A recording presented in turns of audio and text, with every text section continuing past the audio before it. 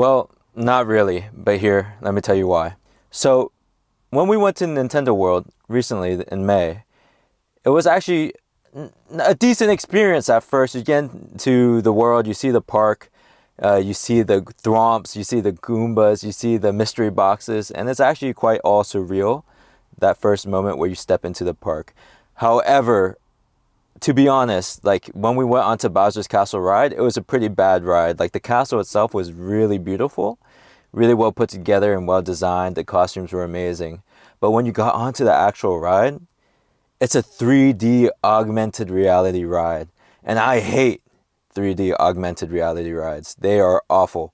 I just don't understand this idea of training people essentially how to play a VR game and like the line building up to the ride, which is massive. The line can get up to like 2.5, 3 hours peak day. So people are learning how to play this game. They're bored as hell. They're not really paying attention. They're talking with their friends. And you want them to understand how to play this game. So once you go onto the ride, you get into your Mario Kart and you have these augmented glasses on. You're just looking around trying to figure out how to play the game. And essentially, it's like a glorified arcade game. Matter of fact, it was so disappointing that my friend's goggles didn't even work. Like his whole headset was turned off the whole time. So he was just staring at nothing. Because the reality glasses are a big part of how you experience the thing. And the thing is, when you try and make this like one size fit all kind of goggles for every rider that comes along, you wear this little hat. And then you attach the glasses from the ride to that hat. It doesn't really sit too well on your face. And if you're wearing glasses, I can imagine it being awful. So I just didn't like the ride that much. And you're waiting 2.5, 3 hours to actually get on the ride. And that's even if you could get into the park in the first place. Let me talk about the queues that we experienced. If you don't get the early access pass to Universal, you are not getting into that park. Like, you are not getting into Nintendo World. I saw some people get there at 8:30 a.m. and you have to join a virtual queue to get into the park because the park reaches a maximum capacity. So if you arrive at like 8:30, you might not even be able to get in until like 3 in the afternoon.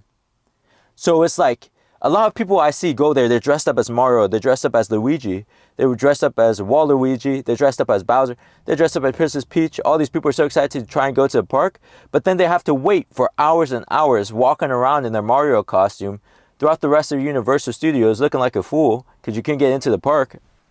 So now you're just kind of stuck not being able to do the thing you paid hundreds of dollars to do. And the early access tickets are super expensive. Your family, your mom, your dad, and you're going with your 2 kids, that's well over $1,000 just to try and see Nintendo World, right? I mean, you get access to the rest of the park too, which is obviously a part of that ticket price. But for those people who came specifically to go to Nintendo World, it's really, really costly. You have to pay for these things called power bands to do most of the things inside Nintendo World. The power bands are like $40. And they only unlock like these really childish mini games around the park. And it's like, I was watching, I didn't even buy them because I was like, this is a ripoff. Like, these are kid games, right? It's like, you throw fireballs, you hit mystery boxes, you play like little puzzle games, but they're designed for children. So as an adult, over the age of like, not even adult, like if you're over the age of 14, these mini games are just so easy, they're not enjoyable. So you get to this point where you're spending hundreds and hundreds of dollars per person and you still need to spend more money. The lines into the park, if you're lucky enough to get a virtual queue really early in the morning, once you get to your virtual queue, let's say your virtual queue starts at 3, that's when you get to start lining up to go into the park. You don't get to go into the park right away. And it's like, once you get in there, you have to wait 3 hours for Bowser's Castle. So you're essentially waiting like nearly 8-9 hours if you're lucky enough to even get into the queue in the first place, just to get onto the Bowser's Castle ride, which is kind of the main attraction of the whole park. So some people don't even get to go into Nintendo World if they don't get the early access pass or get there early enough, which is crazy, right? Another main attraction of Super Nintendo World is Toad's Cafe. And Toad's Cafe, good luck. You know what I'm saying? We got there at like 7 in the morning with the early access passes on the dot, and we rushed to Super Nintendo World. And from there, you could take a picture of a QR code to reserve that day's seating for Toad's Cafe. If you get there past 8 a.m., you are not getting into Toad's Cafe. It's reservation only.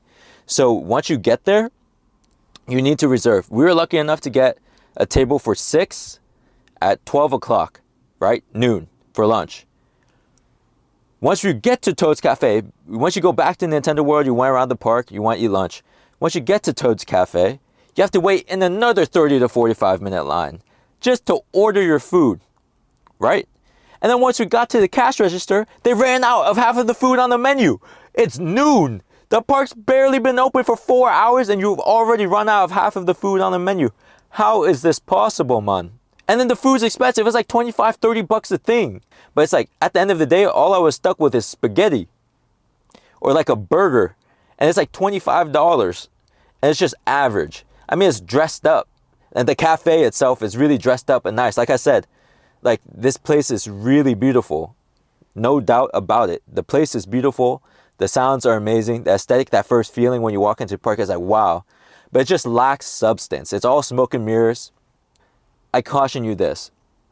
If the whole point of you going to Universal Studios is to see Nintendo World, I don't think it's worth it. It's just too expensive. You wait for too long, and you might not even be satisfied with your experience like I was. That being said, it's one of those things that, like, if you're going to California anyways, you're going to Los Angeles, and you just want to go to, you have the money, you have the time, you might as well go see it. But honestly, I don't think it was a very satisfying experience overall. I see a lot of like influencers talking about how Nintendo World was so awesome, blah, blah, blah. But remember, they're getting paid to be there. They have some type of benefit. They don't experience the lines that we've experienced. And it's probably for free. So that's my caution to you, is that, like, it's really all smoke and mirrors. I think it lacks real substance in terms of quality of the content. For example, the Star Wars land in Disneyland is 10 times better than Super Nintendo World. I promise you. The rides are way better. At least you get 2 rides. The setting is way better. The content, the food in Star Wars Land was way better, for example. Like, just comparing the 2 theme parks, right? I feel like Star Wars put a lot more effort, time, money into that theme park than Universal did with Super Nintendo World. And I think your money is better spent at Disneyland, that being said, if you had to choose one of the parks.